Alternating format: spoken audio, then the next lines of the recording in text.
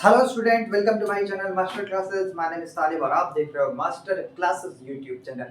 Class 10th की mathematics का chapter number 12 चल रहा है, जिसका नाम है अपना पृष्ठीय क्षेत्रफल और आयतन। प्रश्नावली 12.2 डिस्कस कर रहे थे हम लोग, और इसमें भी आज हम 6वां क्वेश्चन डिस्कस करने वाले हैं। इसके पहले हम 5 क्वेश्चन देख चुके हैं, तो चलिए इसको शुरू करते हैं। क्या लिखा हुआ है? ऊंचाई 220 सेंटीमीटर और आधार का व्यास 24 सेंटीमीटर वाले एक बेलन। एक सेकंड रुक जाइए, थोड़ा आवाज आ रही है, गेट बंद कर।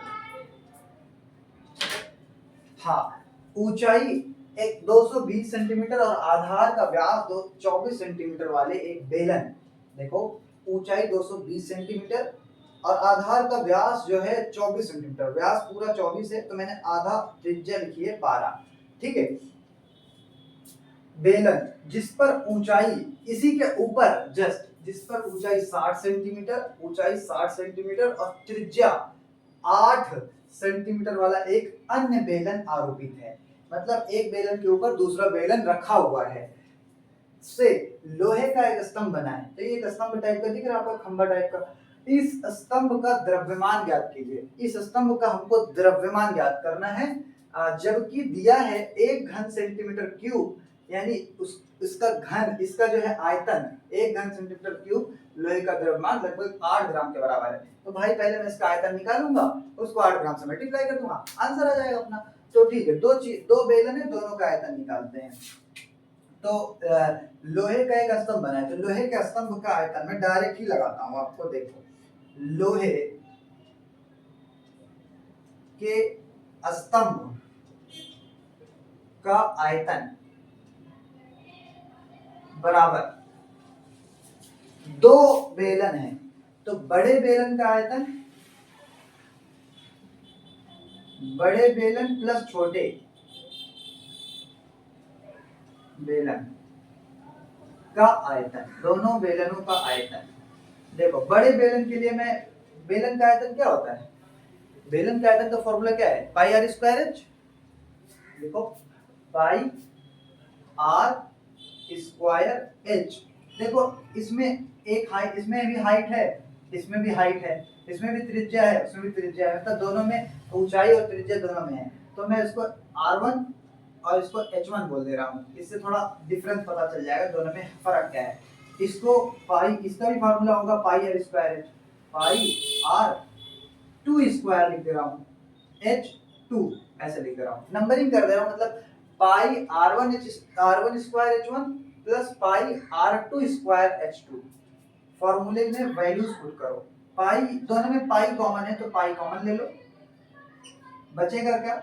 R1 square H1 plus R2 square H2। पाई की वैल्यू रख दो 22/7 या 3.14 रख लो। 22/7 ही 3.14 के इक्वल होता है। R1 देखो भाई 12 है, 12 का स्क्वायर मल्टीप्लाई H1 220 है, प्लस R2 8 है, 8 का स्क्वायर मल्टीप्लाई H2 60 है। Are you getting my point? चलो इसको सॉल्व करते हैं। इसका सॉल्व करेंगे तो क्या आएगा जरा देखो, 3.14 ब्रैकेट्स में 12 का स्क्वायर है 144 मल्टीप्लाई 220 प्लस 8 का स्क्वायर है 64 मल्टीप्लाई 60, ब्रैकेट क्लोज। ठीक है भाई, अब बस इसको सॉल्व करना है और 8 से मल्टीप्लाई कर देना, आंसर आ जाएगा 3.14। सॉल्व करने में जैसे को इसमें ये चैप्टर ज्यादातर मल्टीप्लाई, गुणा, भाग, जोड़, घटा यही सब का है। इसको टेबल पढ़ना है, इन दोनों का टेबल पढ़ना है।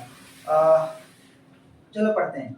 एक जीरो लगा लेते हैं, मैं पढ़ ले रहा हूँ, साइड में पढ़ लीजिएगा। 22 जोक 88, 22 जोक 88, 88 2 90 6 96 का 6 89 लाया 9, 22 एकदम 22 9 31। देख लेना भाई, कोई अगर एक भी गलती हो गई टेबल पढ़ने में तो आंसर आने में टेबल नहीं, आंसर नहीं आएगा। लेकिन ये एक मैं कोशिश करूंगा गलती ना हो, और दूसरी बात ये कि अगर आंसर में थोड़ा ऊपर नीचे हो जाए तो आप उसको कैलकुलेशन चेक कर लीजिएगा, कहीं कैलकुलेशन मिस्टेक कोशिश करूंगा ना हो। 0 6 चौको 24, 6 जहां का 36 और 2 38। चलो भाई इन दोनों को जोड़ के 3.14 से मल्टीप्लाई करते हैं। मैं साइड में इसको कर ले रहा हूँ एक साथ में डायरेक्ट, और डायरेक्ट आंसर लिखूंगा यहाँ पे, ठीक है। इन दोनों को जोड़ना है 3 1 6 8 0 और 0 4 8 3, इनको जोड़ना है 0 8 4 12 6 14 15 3 1 4 1 5 और 3 है तो यहाँ पे 3 ही रहेगा, ठीक है भाई। एक बार चेक कर लो जरा, 8 5 13 8 6 14 1 15 3 1 4 1 5, ठीक है। और अब यहाँ पे मुझे इस 3.14 से मल्टीप्लाई भी करना है, करो 4 0 या 0, 4 दूनी 8 4 पंचे 20 4 पंचे 20 2 22 4 3 12 2 14, एक का टेबल पढ़ेंगे 0 2 5 5 3। अब 3 का टेबल पढ़ेंगे 0 6 15 5 15 1 16 3 3 का 9 1 10, जोड़ेंगे सबको 0 8 2 5 2 7 6 13 और 5 5 10 4 14 1 15 6 1 3 9 1 10 1 11, 0 है तो 1 हो जाएगा और यहाँ 1, ये आ गया इतना 1 1 5 3 2 8 0 और 3 डिजिट के बाद 2 डिजिट के बाद पॉइंट लगेगा, यानी यहाँ पे पॉइंट लगेगा। इतना सेंटीमीटर क्यूब इसका आयतन है, इसका आयतन कितना है 10 सेंटीमीटर क्यूब, लेकिन ये बोल रहा है कि 1 घन सेंटीमीटर क्यूब लोहे का द्रव्यमान लगभग 8 ग्राम है।